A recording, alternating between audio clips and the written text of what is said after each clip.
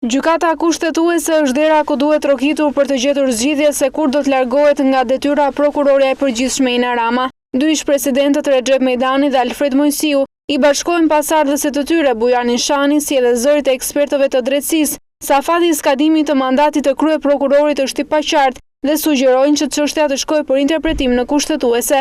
Në perceptimin e parë timin ishte që me qenë se u fiksua mandati, atje kur emërohesh, atje duhet jetë edhe mbarimi i mandatit, por me qenë se ka filluar konflikti, zgjidhja vetme është si drejtohen gjykatës kushtetuese për të mos e mbajtur të gjallë një konflikt tjetër brenda politikës shqiptare dhe brenda dhe institucioneve të shtetit shqiptar. Dhe unë mendoj që këtu ka vend që specialistët për kazës ta shohin dhe nuk e di çfarë janë interesuar forcat politike, por se për fat keq forcat politike dhe neve janë të interesuar vetëm për të mbajtur pushtetin dhe jo për të zbatuar ligjin ashtu si duhet. Tu ka diçka të paqartë në fakt, në kuptimin e interpretimit vetëm të kuptohet.